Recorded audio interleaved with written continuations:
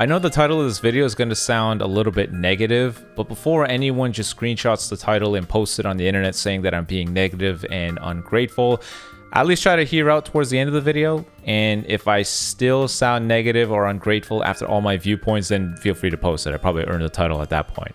But this is all to say, I'm not happy with the release of this transforming Super Saiyan 3 Goku. Even if you think about casual Dragon Ball fans, if you ask them what are some moments from the show that you remember or have seen before, if you ask them what are some moments that they remember from the show, I guarantee 98% of people are going to say one of three things.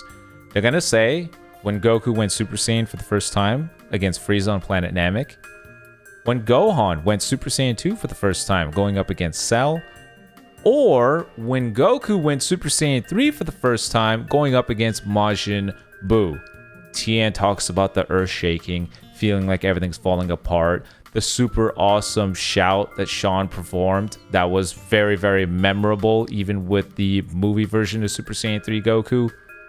Everything about that was so memorable, impactful, and epic, and for me left a lasting mark on why I like the form so much. So what did Legends do for us after we waited 6 years of what is supposed to be an incredibly iconic transformation? They gave us a boring, uninspired, lazy, unoriginal, long combo guy who is akin to just being the Part 1 Legends Festival character release, but a light version of him. So that to me speaks volumes. I don't like the fact that this character released with very little identity to making him unique, and unfortunately that seems to be the bulk of the releases this year. Now I want to note, this character is strong, but being strong does not necessarily equal fun. The Buu duo are such a good example of this. This character was not strong. Everybody ripped on them when they released, but the character was fun. They came out with a new mechanic, preparation mode. How sick. What's that? We got Goku charging up a Kamehameha, 1v1 showdown. That's pretty cool. Something new, fresh, unique, a way to enjoy the character. It's unfortunate that Super Saiyan 3 Goku has to fall in the category of, yeah, I'm strong, but I'm boring. I'm boring in that there's no unique way to interact with this character. Even if we dive into Super Saiyan 3 Goku's kit, there are some gaps that exist in there that you can say are not that big a deal, but they still exist. They're still there. In his Super Saiyan 2 state, he doesn't have any cover nullification outside of his green card. Now, his unique gauge works similarly to a character, say, LF Broly, where it's going to fill up and then stay filled until the character transforms. Once he transforms, it transforms to a different kind of unique gauge, but until then, it just fills up and provides the character buffs, which is great. Broly is at least showing up on the field with cover nullification. Goku does not. He needs to use a green card to get cover null. This is already extremely bizarre to me. Remember, this character is not only several months later in the line, but he's also part of Legends Festival, which we have said in many videos that there are 2 times in the year I'm willing to accept power creep, regardless of how much it is. Anniversary and Festival. They're the biggest celebrations for this game. So this character went backwards in that regard. But number 2, after the transformation, what is unique about transforming Super Saiyan 3 Goku? This character cannot go type neutral outside of his blue card, which is pretty crappy given the fact that we're in the infamous debuff meta and every character that you fight will swipe away buffs, so he doesn't even get to go type neutral on the blue. Why does he have to land the green card to get his vanish back? I don't understand why there needs to be such glaring faults to this character. I know some people are going to say if they did give him those things, it would make him toxic. There's a difference between toxic mechanics and just regular old behaviors that virtually everybody else has. In this case, Goku, for some reason, lacks the basic stuff that other people have provided. But I'm not going to deny he's a strong character. Anti-endurance is probably his call to fame. And the whole objective with him is you don't use any heavy-hitting moves in order to kill characters. You use a strike and a blast. Because yes, we are in the debuff meta. Don't rush, don't blue, don't ultimate, strike and blast so that we don't get debuffed. Fine. But we still don't have any fun ways to interact with this character. And that's very disappointing given that this is not necessarily the case with a lot of the releases that happened this year. If we take a look at this here, we've seen mechanics that have already existed be modified ever so slightly to make the character feel kind of fresh. Not that they just went and copy and pasted it, but just something fresh. Broly is the perfect example. When he transforms, he now has the cover change nullification ability that Ultra UI introduced. Except his is different. His would deal impact damage. It hurts the opponent trying to swap out, but it also provides minus 100% health restoration. So if you're fighting an endurance character, you're able to go ahead and pop the endurance and then tap attack them for the final kill. A new way to play the character. Ultra UI would inflict them with no switching, so they couldn't go to any other character, and he had an ultimate card. It's the same mechanic, two different ways to enjoy it. We can look at some Ultra characters. Ultra Golden Frieza brought the comeback mechanic to the game. Basically a glorified revival that is far better. Ultra Turles has the exact same thing. He also has the comeback mechanic, but they both work so differently. Golden Frieza, he deals damage. So much damage that even yellow characters had to be very scared that your opponent was going to deal a ton of damage for free. They were rewarded for losing, and they did an astronomical amount of damage. Turles, it's different. He comes back, but he also takes away your opponent's vanish, meaning that you can now do some very different plays. In a 1v1 scenario, obviously Turles wins, but in Golden Frieza's case, it's not as easy. Different ways to enjoy the same mechanic. For Green Super Saiyan 3 Goku, he doesn't have any of this. Even if you compare him to transforming Vegito Blue. Let's say we stripped away this infamous long combo behavior that they both have. What is unique about these two? It's not much. Vegito Blue is at least able to say his call to fame is I deny everything. I have a unique gauge that denies other unique gauges. Counters, evasive maneuvers, everything, I deny them. I personally don't think denying mechanics is a new mechanic, but that's a whole other separate discussion. For Green Super Saiyan 3, there's nothing there.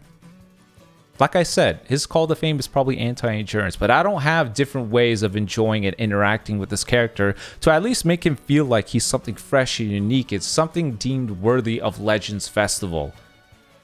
That's what makes it so disappointing. He's just long combo guy. He doesn't have anything to interact with differently.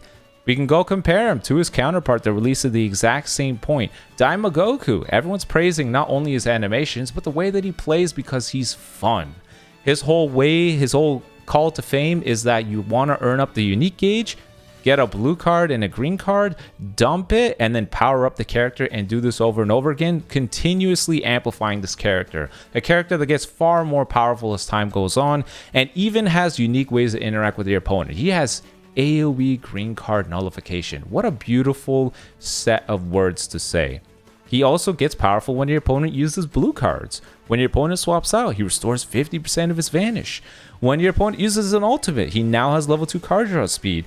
How you feel about how difficult that is something else entirely, but he has different ways of interacting, both from what behaviors your opponent does and the behaviors that you do, which make him feel unique and fun and fresh. Green Super Saiyan 3 Goku doesn't have that, even from an animation standpoint. This character's transformation is incredibly short, which, yeah, you could probably argue is short because no one wants to see a 5-minute screaming scene, but they could have done it much better. And number two, his LF animation is, it hurts me to say this, but it is pretty lackluster given this is still a festival character. It's just a punch. I'm going to give you credit, Legends. You did some cool camera panning work, but he just punches him. There's nothing that cool about it. There's no epic choreography to the finish. There's no combos leading up to the punch. There's no dynamic 1-2s. There's just nothing to it to feel like, holy crap, that looks amazing. He really did, a finale combo to end the opponent. So from an animation standpoint, he doesn't feel stellar. From a kit standpoint, there's some obvious gaps. But from a playing the character standpoint, he just doesn't feel unique and he's just generic and boring, which is so disappointing when they could have given him any sort of unique interactions like some of the other characters that we just talked about. This character doesn't have AoE green nullification. He doesn't get his vanish back when your opponent swaps. He doesn't do something when he vanishes like your opponent, like the red Super Saiyan 3 Gotenks. There's just nothing about the character that feels unique and fun and fresh, which is super disappointing. And I think that's why I'm not happy with this character's release. Even worse, though, is the timing of all this. Nobody wants more MajinBlue Saga buffs. So after waiting all this time for this character's release, they somehow chose the worst possible time to even release him. And even more confusingly, something that scratches my head, they released Ultra Super Gogeta's Plat Equip in that same Reveal and Stuff video.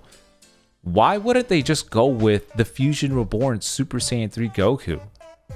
That's another area that they've dived into several times while dodging the Super Saiyan 3 character. It doesn't make any sense. That would have been fine, because one, he actually has a legendary finish. It's the Twin Dragon Fist he uses against Fat Janemba. Number two, he would have been buffing up Movie Saga and avoiding MajinBlue Saga entirely. And number three, from a theme standpoint, it would have aligned with the Plat Equip. I don't get it. So they released a MajinBlue Saga Super Saiyan 3 Goku at a time where they uber juiced up a tag nobody wants. With a Plat Equip that goes with an Ultra that aligns completely differently in terms of themes, it's just, everything just feels so mismanaged. It feels so backwards. And unfortunately, that's what it feels like a lot of the releases this year has been. This almost feels like a great way to summarize 2024 Legends. Mismanaged, uninspired, and unoriginal. The Legends Festival started off a little bit lackluster because we didn't come with any new mechanics. Outside of the 6-year anniversary, it feels like they haven't done anything that inspired. And that's the most disappointing thing, really. There's a couple outliers, like what I said with Broly and Turles, but outside of that, it just doesn't feel like they're trying. And that's really disappointing. I don't think the Ultra in Part 3 is even going to be doing anything to rectify the issues that we have in PvP. Green Super Saiyan 3 Goku just contributes to the problem. Super long combos, denying everything, but still the characters are just long combo guys. There's nothing that fun about them. That sucks. That's going to stink big time. I don't think the Ultra's going to do anything to help with that.